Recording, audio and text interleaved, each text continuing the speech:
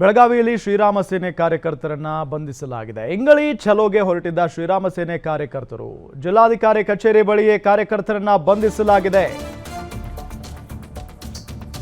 ಬೆಳಗಾವಿಯಲ್ಲಿ ಶ್ರೀರಾಮ ಸೇನೆ ಕಾರ್ಯಕರ್ತರನ್ನ ಅರೆಸ್ಟ್ ಮಾಡಲಾಗಿದೆ.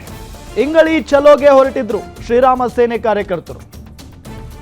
ಜಿಲ್ಲಾಧಿಕಾರಿ ಕಚೇರಿ ಬಳಿಯೇ ಕಾರ್ಯಕರ್ತರನ್ನ ಅರೆಸ್ಟ್ ಮಾಡಲಾಗಿದೆ. ಇಂಗಳಿ ಗ್ರಾಮಕ್ಕೆ ಹೋಗದಂತೆ ತಡೆ ಹಿಡಿಯಲಾಗಿದೆ. ನೂರಾರು ಕಾರ್ಯಕರ್ತರನ್ನ ಪೊಲೀಸರು ಬಂಧಿಸಿದ್ದಾರೆ.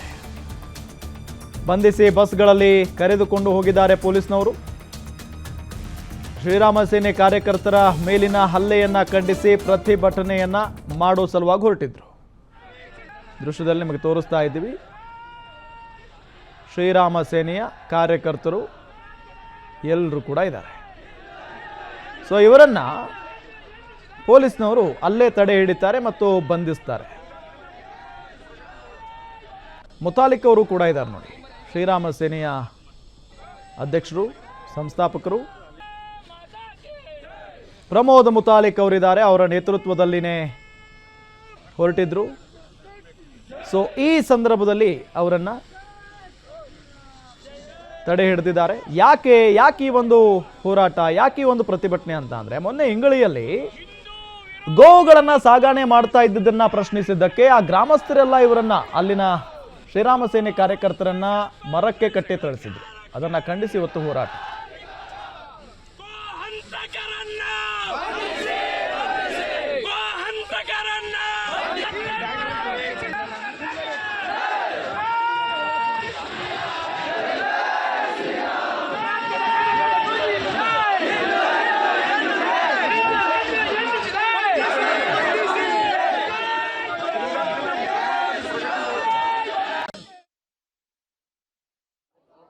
ಹುಕ್ಕೇರಿ ತಾಲೂಕಿನ ಇಂಗಳಿ ಗ್ರಾಮದಲ್ಲಿ ಮೊನ್ನೆ ತಾನ ಏನಂತಂದ್ರೆ ಶ್ರೀರಾಮ್ ಸೇನೆ ಕಾರ್ಯಕರ್ತರ ಮೇಲೆ ಹಲ್ಲೆ ನಡೆಸತಕ್ಕಂಥದ್ದು. ಇವತ್ತು ಇಂಗಳಿ ಗ್ರಾಮಕ್ಕೆ ಚಲೋ ಕರೆ ಕರೆ ನೀಡಿದೆ. ಈ ಹಿನ್ನೆಲೆಯಲ್ಲಿ ಶ್ರೀರಾಮ್ ಸೇನೆಯ ರಾಷ್ಟ್ರೀಯ ಅಧ್ಯಕ್ಷರಾದಂತಹ ಮುತಾಲಿಕ್ ಅವರು ಇದ್ದಾರೆ. ಅವರು ಕೂಡ ಸರ್, ಇವತ್ತು ತಾವು ಇಂಗಳಿ ಚಲೋ ಕರೆಯನ್ನು ಕೊಟ್ಟಿದ್ರಿ ಸರ್, ಯಾವ ರೀತಿ ನಿಮ್ಮ ಹೋರಾಟ ಇವತ್ತಿರುತ್ತೆ ಅಂತ?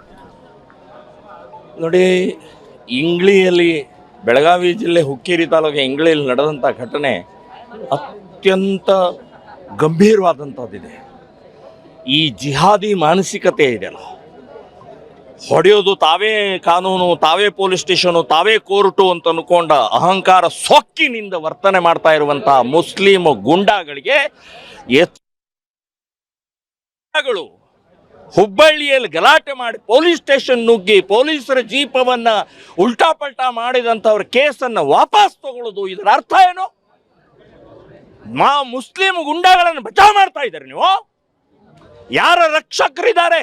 ಪೊಲೀಸ್ ಡಿಪಾರ್ಟ್ಮೆಂಟ್ನಲ್ಲೇ ನುಗ್ಗಿದಂತಹ ಕಾರ್ಯಕರ್ತರ ಮುಸ್ಲಿಂ ಗುಂಡಾಗಳ ಕೇಸ್ ವಾಪಸ್ ತಗೊಳ್ತೀರಿ ಅಂತಂದ್ರೆ, ಇಲ್ಲೂ ಅಷ್ಟೇ ಇಂಗಳಿಯಲ್ಲಿ 30-40 ಜನ ಕಲ್ಲೆಸೆದು ಬಡಗಿಯಿಂದ ಹೊಡೆದಿದ್ದಾರೆ.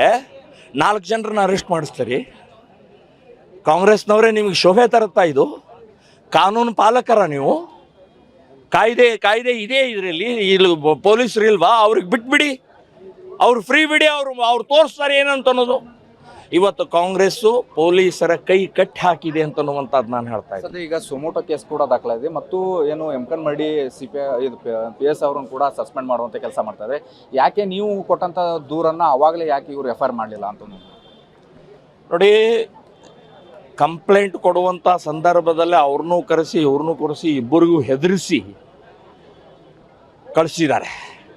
ನಮ್ಮ ಕಾರ್ಯಕರ್ತರು ರೇಪ್ ಕೇಸ್ ಹಾಕ್ತೀವಿ ನಿಮ್ಮ ಮೇಲೆ ಅಂತ ಹೇಳಿದ ಮೇಲೆ ಹೆದರಿದ್ದಾರೆ.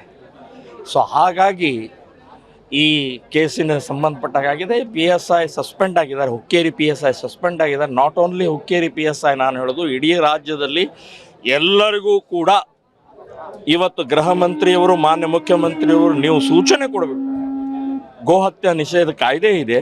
ನಿಮ್ಮ ಹದ್ದು ಬಸ್ನಲ್ಲಿ ಒಂದೇ ಒಂದು ಆಕಳು ಕಸಾಯಿಖಾನೆಗೆ ಹೋಗದೇ ಇರೋ ಹಾಗೆ ನೋಡ್ಕೊಳ್ಳಿ ಅಂತನ್ನುವಂಥದ್ದು ಹೇಳೋದು ಬಿಟ್ಟು, ಇವತ್ತು ಇಲ್ಲೀಗಲ್ ಕಸಾಯಿಖಾನೆಗಳು ಸಾವಿರಾರು ನೂರಾರು ಇದ್ದಾವೆ.